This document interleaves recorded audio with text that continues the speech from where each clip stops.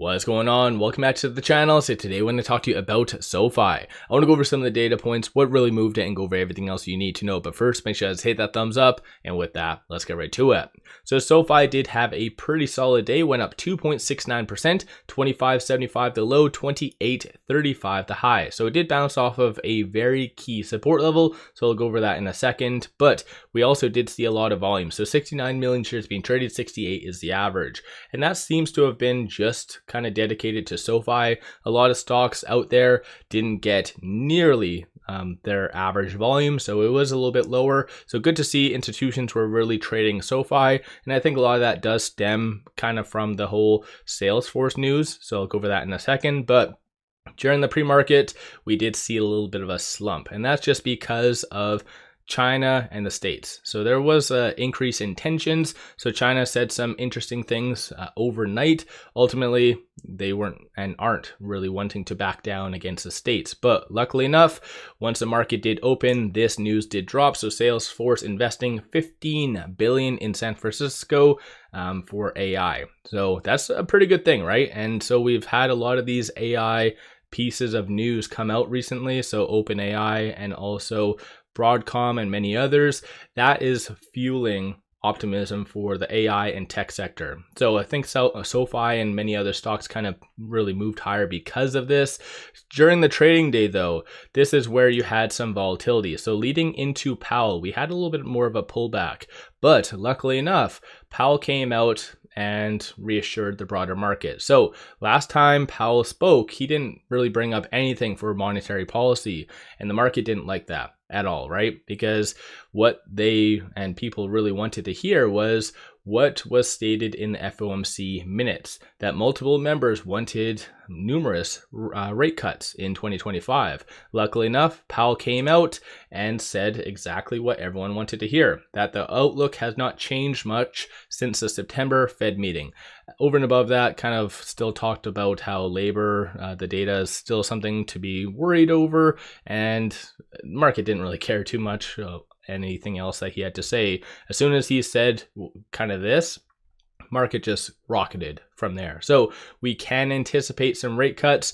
And one thing that I've mentioned is that I don't believe that any of this has actually been priced in yet. So most likely that will be occurring over the next couple of trading days, in my opinion. I could be wrong. So let me know your general thoughts on that in the comments below.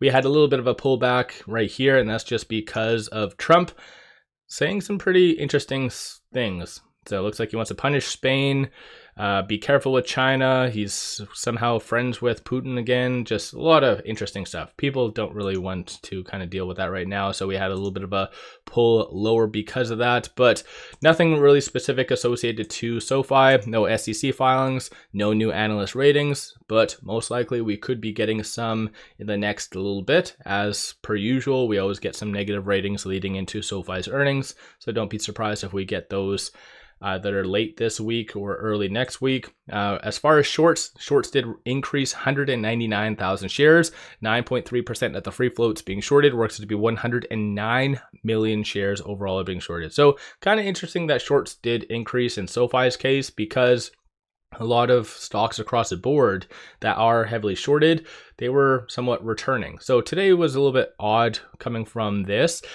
Big banks did unveil their earnings, and they were kick-ass numbers. So of course, SoFi has had phenomenal growth in comparison to brick and mortar. So even more reason to be optimistic about SoFi's upcoming earnings on a side note. But maybe this is why shorts did increase, because it is fair to assume someone kind of in the same sector doesn't like SoFi, so maybe there's some correlation.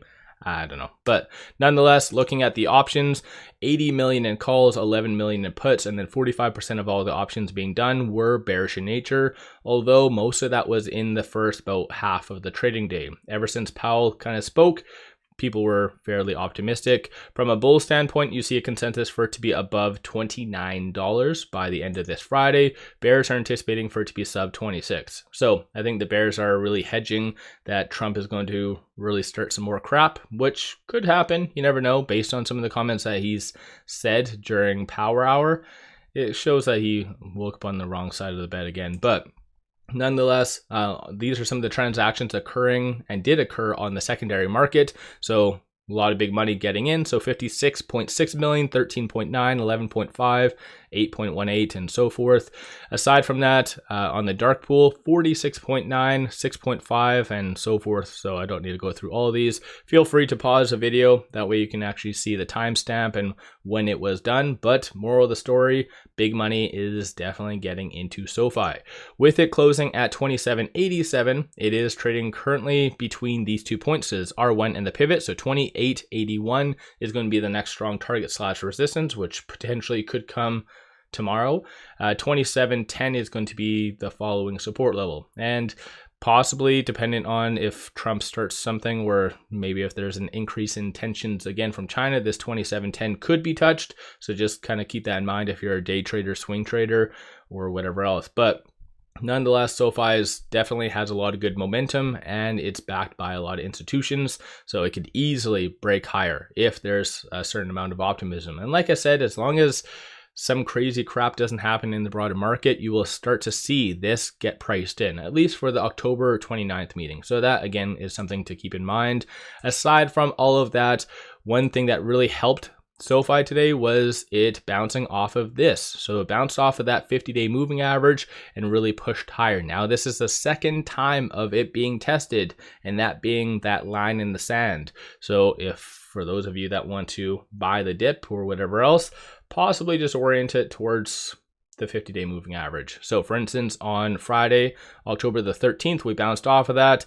And prior to that, we actually haven't touched that 50-day moving average since it looks like April 23rd, 2025. So going old school for that.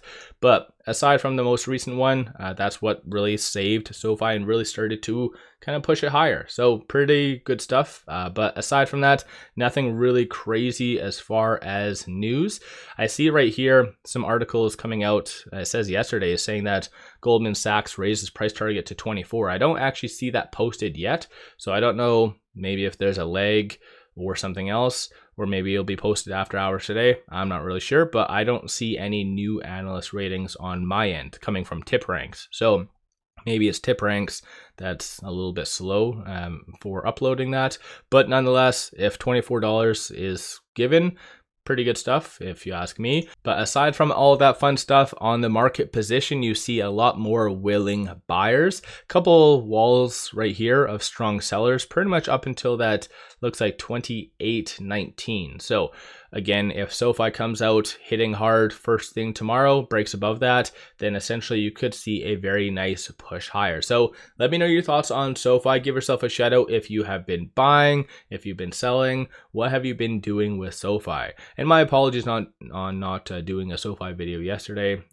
Obviously, just timing, and yesterday was also Thanksgiving in Canada, so my apologies on all of that. But with all that said, I appreciate all of you watching. But one final thing, pop over to my Patreon if you're looking for some solid buy signals on stocks, options, crypto. I put out daily day trades, numerous swing trades. Worthwhile to pop over there and check that out. With all that said, appreciate all of you watching.